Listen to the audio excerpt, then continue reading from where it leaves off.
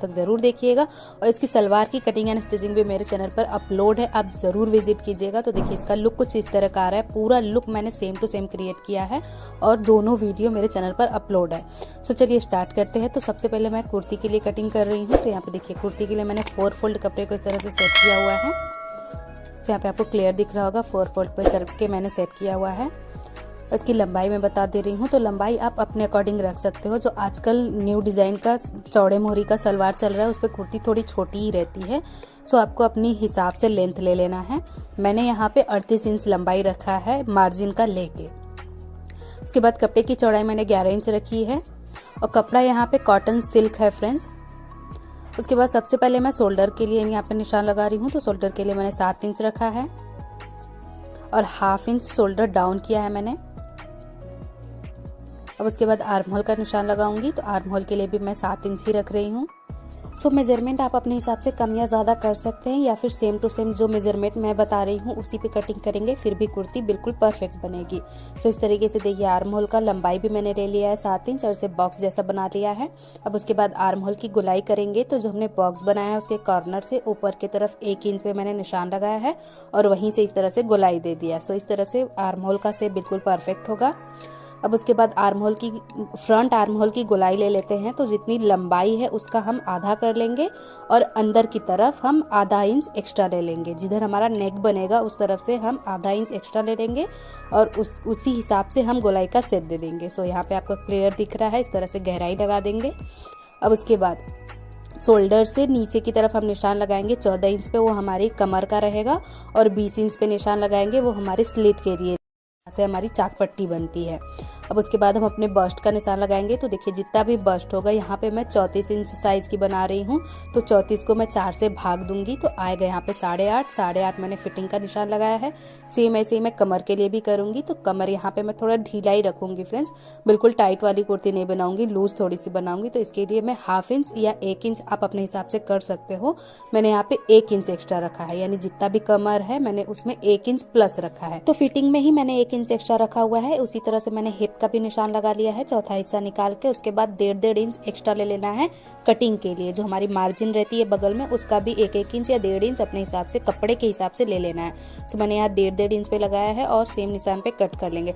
सो cutting आपको सिर्फ back arm hole की करनी है और जो हमने एक्स्ट्रा निशान लगाया है कटिंग का वो ही कट करना है फ्रेंड्स, फिटिंग वाले निशान को कट नहीं करना है।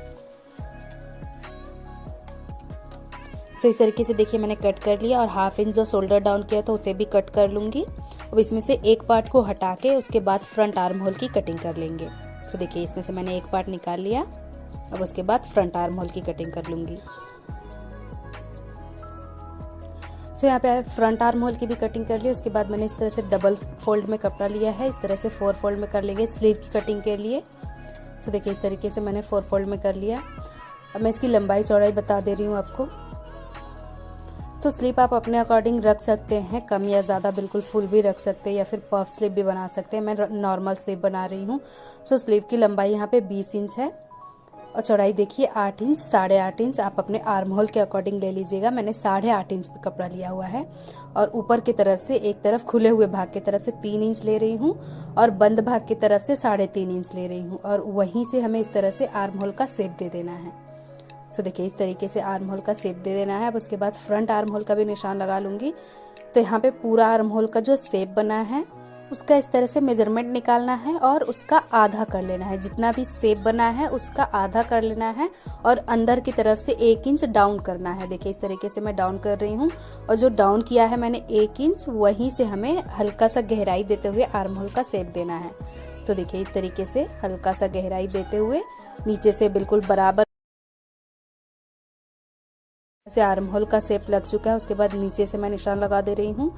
तो आगे से मोहरी के लिए जितना भी अपना ओपन रखना होता है उसका निशान लगा रही हूँ। तो 7 इंच पे मैं इस तरीके से निशान लगा रही हूँ और अब 7 इंच मैं मार्जिन लेके निशान लगा रही हूँ यहाँ पे और स्लीव थोड़ा सा ढीला ही मैं रखूँगी आगे की तरफ से। उसके बाद इस तरह से स्केल ले लेना है और तिरछे में निशान बना देना है। तो देखिए स्लीव का निशान पूरा कंप्लीट हो चुका है। सेम निशान पे हमें कटिंग करना है। अगेन मैं आपको बता दूं कि पहले बैक आर्म होल कटिंग होगा और फ्रंट आर्म होल सिर्फ 2 पार्ट में कटिंग होंगे। तो देखिए इस तरह से सिर्फ 2 पार्ट को हमें ऊपर की तरफ उठाना है और 2 पार्ट को मैंने नीचे छोड़ दिया है। उसके बाद फ्रंट आर्म होल की कटिंग कर ले रही हूँ। तो देखिए इस तरह से कटिंग हो चुका है। अब जो हमने तिरछे शेप में नीचे से ऊपर की तरफ पूरा निशान लगाया है उस निशान को भी कट कर लेंगे।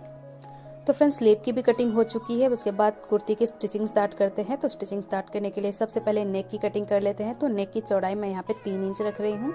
आप अपने हिसाब से नेक बना सकते हो। मैं बार बार कहती हूँ कि आप बिल्कुल चाहे तो सेम टू सेम बना सकते हो या फिर अपने हिसाब से नेक की कटिंग कर सकते हैं। तो मैं यहाँ पे राउंड नेक रखूँगी और नेक की लंबाई मैंने 4 इंच रखी है। सो इस तरीके से देखिए मैंने राउंड शेप दे दिया है। सो अब हमारी कुर्ती बिल्कुल प्लेन है तो नेक पे थोड़ा सा हमें डिज़ाइनिंग करना होगा। तो मैं आगे की तरफ फ्रंट पार्ट में डिज़ाइन करूँगी। तो पोटली बटन से मैं डिज़ाइन बनाऊँगी। तो फ्रंट और बैक नेक एक साथ कट कर रहे हैं हम। तो यहाँ से मैं बैक पार्ट को कट करके हटा लूँगी। तो देखिए इस तरीके से बैक पार्ट को हटा लेना है। उसके बाद फ्रंट पार्ट की स्टिचिंग स्टार्ट करनी है। तो चलिए कुर्ती की नेक बनाना स्टार्ट करते हैं। तो सबसे पहले जो हमने नेक की पट्टी कट की हुई थी उसी के अकॉर्डिंग हम पेस्टिंग को भी कट कर लेंगे। तो देखिए सेम टू सेम मैं उसी पट्टी को रख रही हूँ और सेम निशान जो नेक का लगाया है वही निशान मैं पेस्टिंग पे भी लगा दे रही हूँ और एक्स्ट्रा पार्ट 1-1 इंच लेते हुए इस तरीके से पूरे गोलाई में शेप बना दे रही हूँ। तो देखिए इस तरीके से शेप बना लिया और सेम निशान पे हमें कट कर लेना है।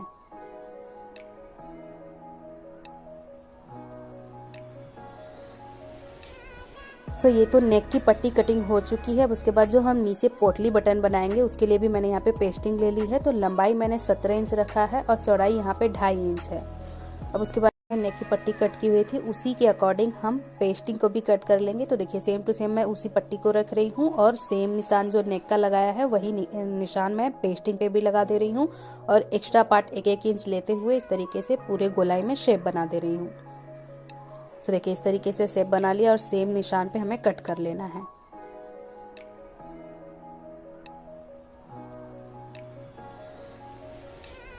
सो ये तो नेक की पट्टी कटिंग हो चुकी है। अब उसके बाद जो हम नीचे पोटली बटन बनाएंगे उसके लिए भी मैंने यहाँ पे पेस्टिंग ले ली है। तो लंबाई मैंने 17 इंच रखा है और चौड़ाई यहाँ पे 2.5 इंच है। अब उसके बाद देखिए एक कपड़े पर मैंने इन दोनों को सेट कर लिया है और नीचे का जो भी एक्स्ट्रा पार्ट है उसे फोल्ड कर लेंगे। से सेंटर फोल्ड करेंगे यानी उसका सेंटर वाला पार्ट निकालेंगे और नीचे से 1.5 इंच ऊपर की तरफ मैं इस तरह से निशान लगा दे रही हूँ।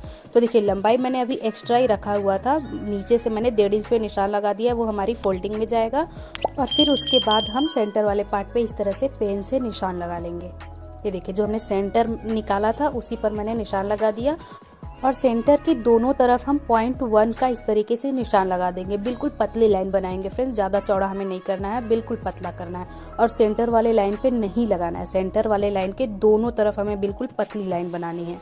सो इस तरीके से आपको दिख रहा है 3 लाइन बन चुका है। अब सेंटर वाले पार्ट पे सिलाई नहीं होगी, सिर्फ दोनों तरफ जो हमारा बना हुआ है उसी दोनों पे सिलाई होगा और जो साइड से एक्स्ट्रा फैब्रिक होंगे उसे हम स्टिच कर लेंगे।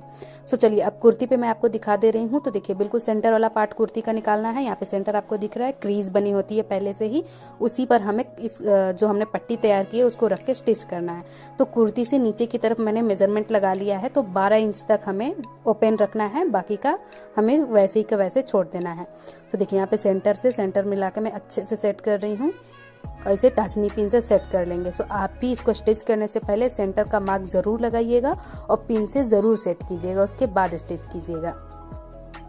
तो देखिए इस तरीके से पूरा मैंने पिन से सेट कर लिया है और जो दो लाइनें दिख रही हैं आपको, उसी 2 लाइनें पे हमें स्टिच लगाना है। तो देखिए इस तरीके से मैंने स्टिच लगा लिया है। अब जो हमने सेंटर वाली लाइन लगाई थी उस सेंटर वाली लाइन पे हमें कट करना है।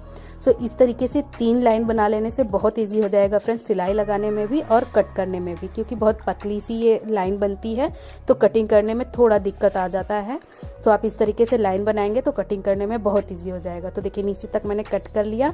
अब नीचे जाने के बाद यहाँ पे मैं इस तरीके से जो हमारे कॉर्नर बने हैं उस कॉर्नर पे मैं हल्का हल्का सा कट लगाऊंगी, जिससे कि पट्टी ईजिली अंदर की तरफ टर्न हो जाए। अब देखिए मैंने अंदर टर्न कर लिया है उल्टे तरफ। हाँ फ्रेंड्स, आपको सिलाई लगाते समय ये भी ध्यान देना है कि आपकी कुर्ती सीधी हो, सीधे कपड़े पे आपको पट्टी को लगाना है और उल्टे तरफ पलट देना है। और अब मैंने 2 इंच की पट्टी ली है, उसे सेंटर से फोल्ड करके स्टिच कर लिया। अब जो हमने पट्टी लगाया है लंबी पट्टी, उस पर ही इसे रखना है, इसके ऊपर ही हमें पोटली बटन लगाना है। सो सबसे पहले देखिए तुरपाई अभी मैंने नहीं किया फ्रेंड्स, तुरपाई आपको बिल्कुल लास्ट में करना है क्योंकि हमें गुम सिलाई भी लगानी है। तो जो हमने पट्टी लगाई है उसके ऊपर ही हमें दूसरी सिलाई लगानी है। तो देखिए इस तरीके से हम जो 2 इंच वाली पट्टी है उसको नीचे की तरफ सेट करेंगे और जो हमारा पेस्टिंग वाला है फैब्रिक उसको इसके ऊपर रख के स्टिच लगाएंगे। तो इस तरीके से लगाने से सिलाई बाहर की तरफ नहीं आएगी फ्रेंड्स, अंदर की तरफ ही आएगी और जो हमारी पट्टी है वो भी स्टिच हो जाएगी। तो देखिए इस तरीके से पट्टी स्टिच हो गई, बाहर की तरफ सिलाई भी नहीं आया और बिल्कुल फिनिशिंग के साथ तैयार हुआ है। तो इस तरीके से क्या होता है कि ज़्यादा सिलाइयाँ लग जाती है इस तरीके का नेक बनाने में। अगर आप इस तरह से ट्राई करोगे तो सिर्फ 2-3 ही सिलाइयाँ दिखेंगी ऊपर की तरफ और बहुत ईजिली जो है आपका नेक तैयार हो जाएगा।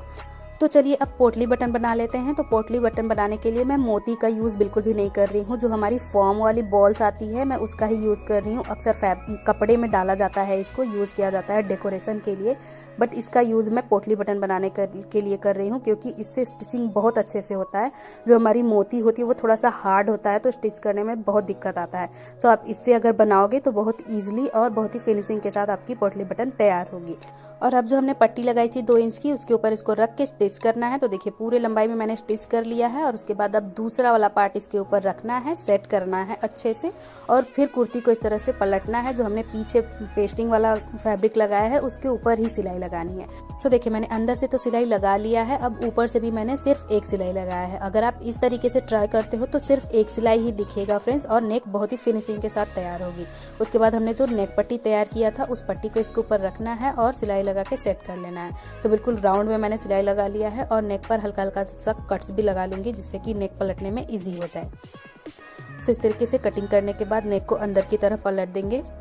सो देखिए ऊपर से आप एक प्रेस स्टिच लगा लीजिएगा जिससे कि पट्टी आराम से अंदर की तरफ टर्न हो जाए।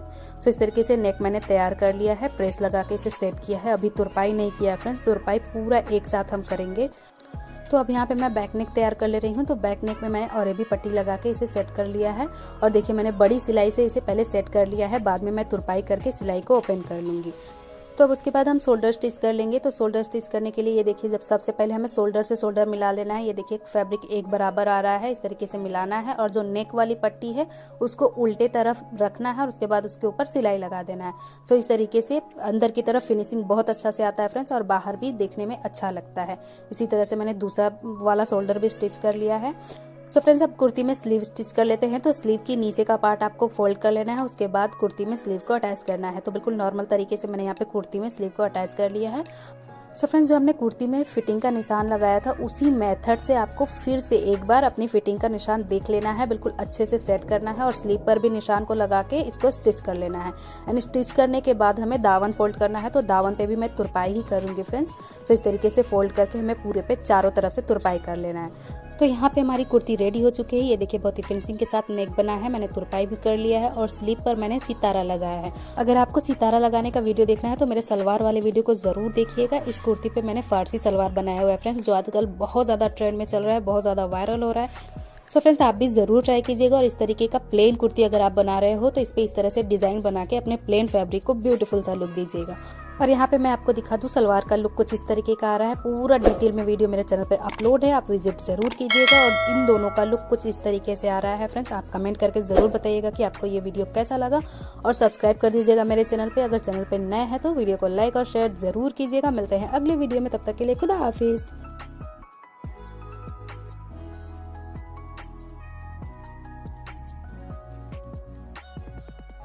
मेरे चैनल पर नया है तो चैनल को सब्सक्राइब जरूर कर दीजिएगा। और फ्रेंड्स आप लोगों ने पिछली वीडियो को बहुत ज़्यादा पसंद किया, उसके लिए बहुत शुक्रिया फ्रेंड्स। तो इसके लिए मैंने 2 मीटर कॉटन फैब्रिक लिया हुआ है। ये देखिए कॉटन सिल्क फैब्रिक है मेरे पास, इसे इस तरह से 4 फोल्ड में करके बिछा रही हूँ मैं लंबाई की तरफ से।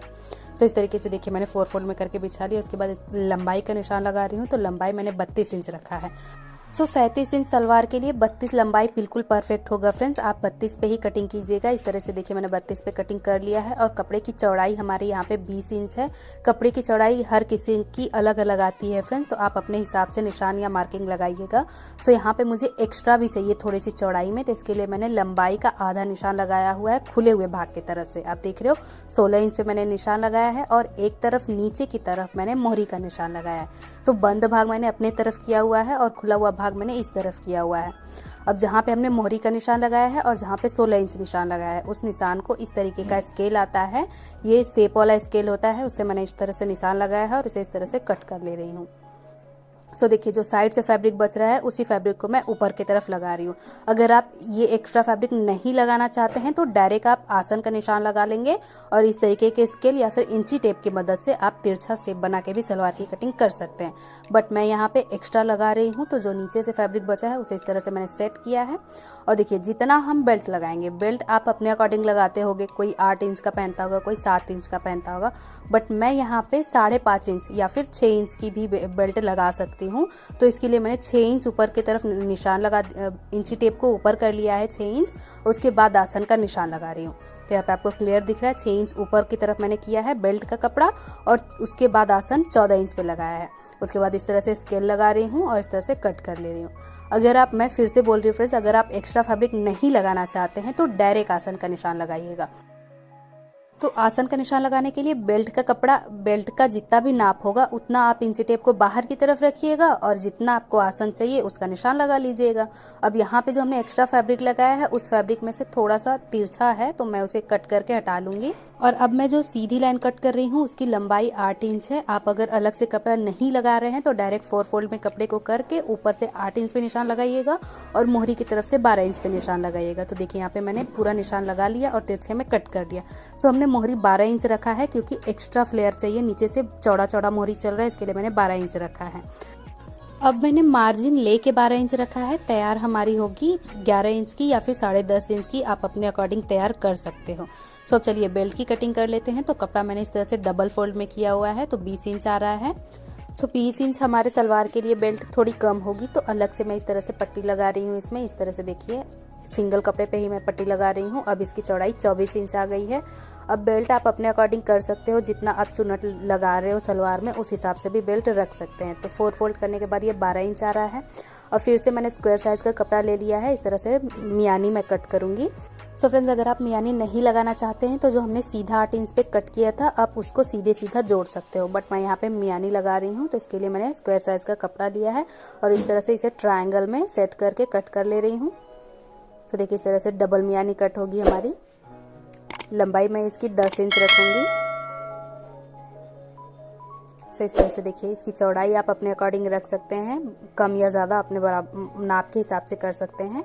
उसके बाद इस तरह से तिरछे में मैं कट कर लूँगी।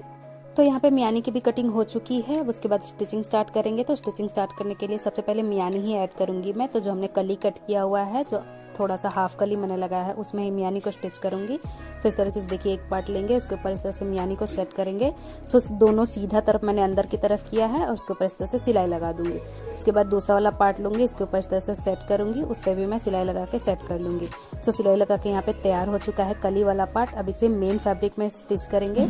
तो इस तरह से रख के चारों कली को स्टिच कर लेंगे। तो इस तरह से देखिए मैंने स्टिच कर लिया है। मैं पूरा ओपन करके दिखा दे रही हूँ फ्रेंड्स। ये स्टिच होने के बाद इतना चौड़ा और कुछ इस तरीके का दिखेगा। अब इसमें चुन्नट बनेगी तो ये कम हो जाएगा फ्रेंड्स। तो थोड़े 2 चुन्नट मैं पीछे की तरफ दूंगी, बॉक्स प्लेट जैसा मेरा नॉर्मल सलवार में रहता है वैसे ही चुन्नट लगा देना है। अब उसके बाद हमें सेंटर से चुन्नट स्टार्ट करना है। तो देखिए फैब्रिक का बिल्कुल सेंटर वाला पार्ट है ना, वहीं से चुन्नट स्टार्ट करना है फ्रेंड्स। देखिए इस तरह से सेंटर वाले पार्ट को हमें पकड़ना है, डबल पार्ट को इस तरीके से पकड़ना है। देखिए इस तरह से पकड़ना है और ऊपर की तरफ सेट करना है और नीचे से सिर्फ एक पार्ट में ही हमें पिंस लगा के सेट करना है इस प्लेट को।